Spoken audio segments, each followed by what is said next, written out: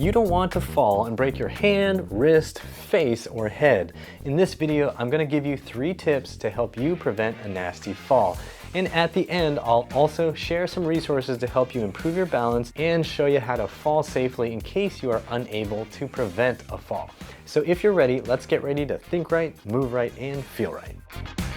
It doesn't matter how old you are, falling can be painful, and if you don't do it right, falling can lead to serious injury. You might break a wrist, your hand, or your face. As you age, falling and breaking a hip seems to greatly increase your risk of dying in the next year or 2. It's not that the hip bones stab into your heart. There just seems to be a correlation between falling, breaking a hip, and the increased risk of death. It's happened in my own family. My grandfather on my mom's side died very shortly after breaking his hip. 6 months, he was gone. And this year, my dad fell and broke his hip. Surgeons pinned and fixed his hip bone and put him on blood thinners to reduce clotting. The very next week, he had a massive stroke and died within 36 hours. The point is, you don't want to fall. So here's how to prevent falls. Number 1, get strong. There's nothing more important than making sure your abs, leg, and hip muscles are strong enough to navigate uneven surfaces and scattered obstacles. Weak muscles in your lower leg will destabilize you. Weak muscles in your thighs will destabilize you. Weak muscles in your butt, inner thighs, and outer hips will mean even a slight perturbation will send you falling and sprawling. And weak abs mean you won't be able to balance your ribs and shoulders on top of your hips properly when you are trying to catch your balance. So build your abs, hips, and leg strength. I'm going to link to videos I've made to help you do that in the description box. So check those out at the end of this video.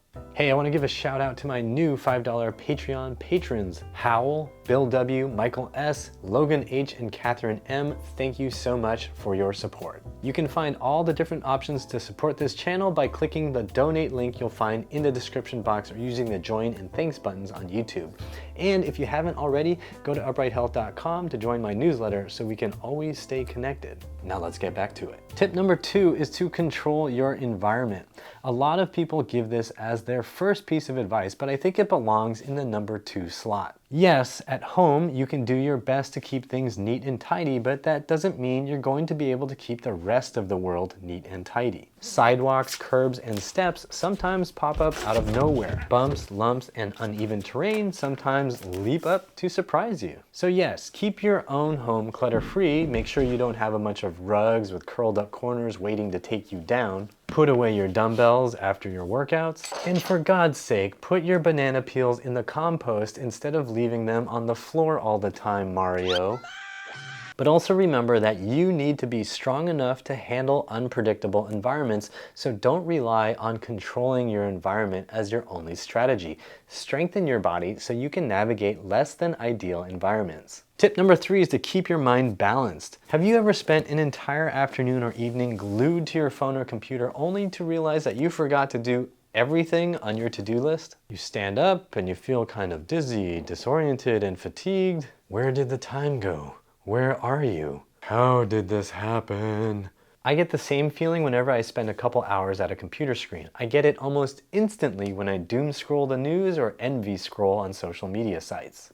Man, I wish I had a beard like that.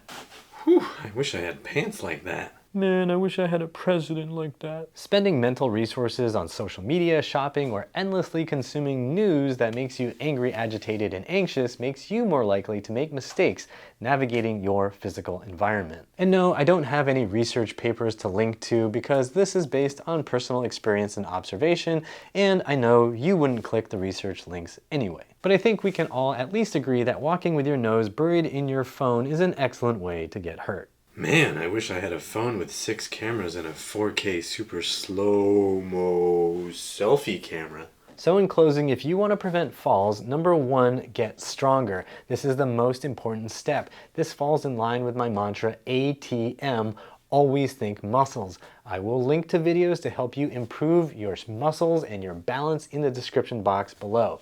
And if you want more structure to strengthen your body at home, go to uprighthealth.com/DIY to find a program that will work for you. Number 2 is to control your environment. Don't be a slob. Don't hang out in the homes of slobs, and watch out for dangerous obstacles that pop up out of nowhere.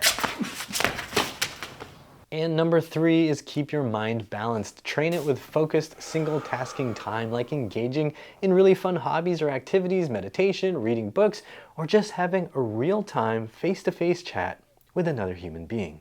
Hey. Hey, man. Have you read this book? No, let me take a look. Now, all those things will help you prevent a fall, but nothing in life is foolproof. You're gonna fail someday. So if you're gonna fail, you might as well have the strength and coordination to do it right. To get better at falling forward or backwards, check out these videos here. Support me by becoming a Patreon patron or making a donation. Click the donate link in the description box for options, or use the join and thanks buttons on YouTube.